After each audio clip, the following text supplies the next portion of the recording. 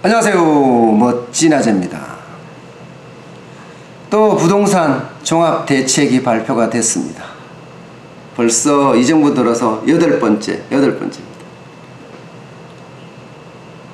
여러분도 알다시피 서울 집값이 연일 고공행진을 하고 있으니까 정부도 답답했겠죠. 이번에 종합대책의 골자는 종부세 폭탄입니다. 최고 세율이 3.2%까지 올리기로 했어요. 여러분들이 알고 있는 공정시장 가액 비율 있죠. 이게 세금 매기는 기준이 되는 지표인데 현행 80%에서 세금을 매깁니다. 2022년까지 100%를 올리기로 했어요. 당연히 세금이 같이 덩달아서 올라가겠죠. 세율도 현행 0.5%에서 2% 수준이었는데 이것을 0.5%에서 최고 세율 3.2%까지 올리기로 했습니다. 와, 이렇게 되면요, 똘똘한 한 채를 원해서 강남에 집을 샀던 사람들은 수백만 원씩 종부세 폭탄을 맞을 수밖에 없습니다. 서울 서초에 아크로 리버파크라고 있어요. 112제곱미터가요. 내가 한 채만 있어도 보유세가 40%나 늘어납니다. 그러면 1138만 원이에요. 1138만 원. 어마어마하죠. 레미안 대치도 마찬가지고 한가람도 마찬가지. 많이 올라간 데는요 307%까지 올라갔어요. 307%요.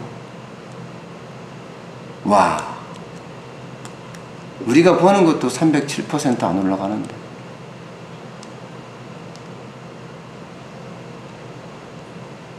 어디에 이렇게 300% 이렇게 올라가는 게 있을까요?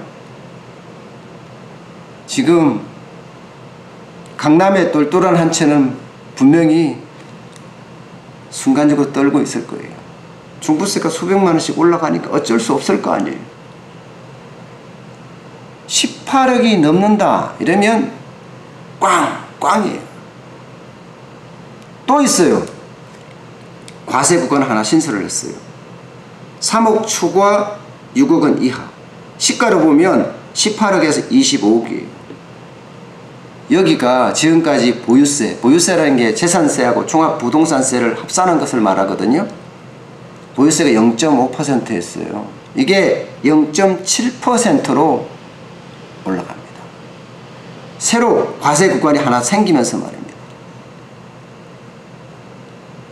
또 있습니다. 전국에 조정 대상 지역이라고 있습니다.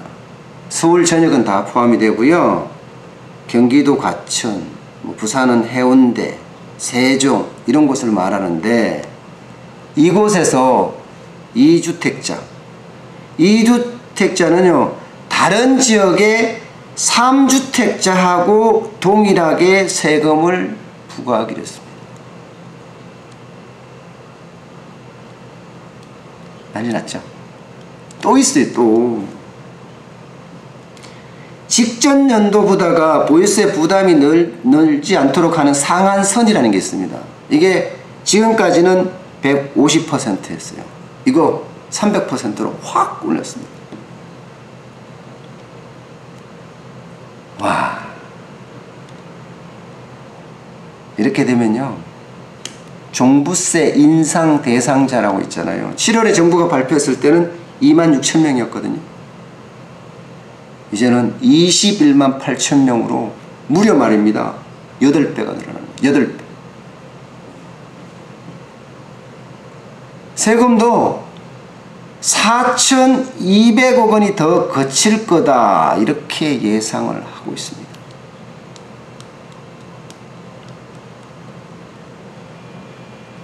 세금 많이 거쳐서 좋겠네요. 저도 자영업자 소상공인 국밥집을 운영을 하고 있지만 이렇게 막 8배 300% 이렇게 하면 올라가 봤으면 좋겠어요. 주택담보비율이라고 있죠. LTV. 이 LTV에 대한 규제도 한층 강화가 됩니다. 2주택 이상 다주택자 있잖아. 여기는 규제 지역 내에서는 주택담보대출을 사실상 받을 수가 없습니다. 1주택자도 마찬가지예요. 부모님을 모신다 이런 특이사항 외에는요, 규제 지역에서 추가로 주택을 구입한다고 했을 때 주담대 안 됩니다. 안 됩니다.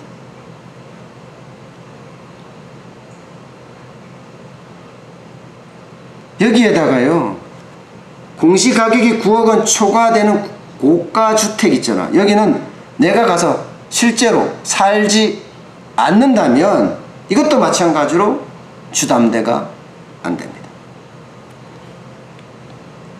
그야말로 주택담보대출은 사실상 원천 금지 뭐 이런 거 아니겠어요?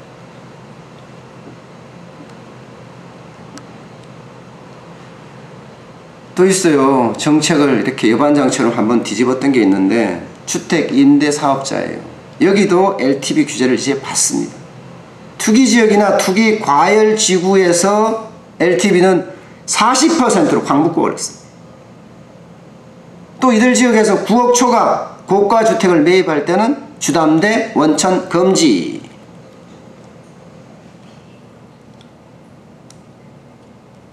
청약도 좀 바뀌었습니다. 뭐 청약이 바뀌었다기보다는 청약에 당첨이 돼서 계약을 했잖아요. 그러면 그때부터 바로 주택 소유로 간주를 합니다. 또한 실거주 의무 기간이라고 있어요. 이것도 최대 5년으로 늘어납니다. 어때요? 가히 규제 폭탄이라고 할 수 있죠. 종부세, 폭탄의 규제, 폭탄의 이 폭탄 천지네, 천지. 집값 안정, 여기에 확실한 대책을 세우려면요, 지금처럼 이렇게 수요 억제책도 필요합니다. 그러나 공급에 대한 확대도 중요한 요소입니다. 이번 발표에서 보면 공급 확대에 대한 말은 뭐 거의 없다고 봐도 과언이 아닙니다. 서울 수도권의 공공택지 30곳을 개발을 해서 30만원 공급하겠다? 이거 외에는요, 나머지는 전부 다 추상적인 거예요. 추상적인 거. 준주거지역에 용적률을 상한하겠다 하는 것도 이번에 안 담겼고요. 그린벨트를 어디를 해제하겠다는 것도 이번에 안 담겼어요. 9월 말로 간대요. 이것도요, 집을 필요로 하는 사람들의 희망하는 곳이 아니에요.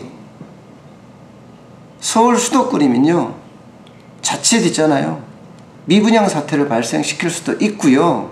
이것도 5년 후입니다. 택지 수용만 5년이 걸립니다. 그때부터 또 해봐요. 별로 도움이 안 돼요.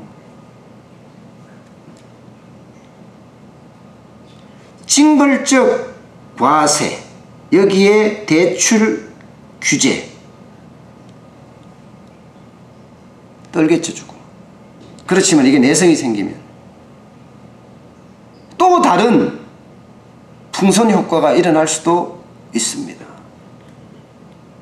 때문에 말입니다. 공급 카드를 면밀하고 유심히 봐야 합니다. 지금 집을 원하는 사람들은요, 서울에, 그것도 도심에 원하고 있습니다. 지금 강남의 재건축, 재개발, 강북의 재건축, 재개발 많거든요. 이거 규제 완화해서 공급하면 집값은 어느 정도 안정이 됩니다. 그런 내용에 대한 것은 하나도 없어요. 수요자가 원하는 곳에 공급을 해줘야 합니다. 필요하다면 개발 이익을 철저히 환수를 해서 뭔가 새로운 주택 공급 로드맵이 필요해 보입니다. 징벌적 과세와 대출 규제가 중요한 게 아닙니다. 수요자가 원하는 곳에 공급을 해주는 게 가장 중요합니다. 오늘 여기까지 하겠습니다. 고맙습니다.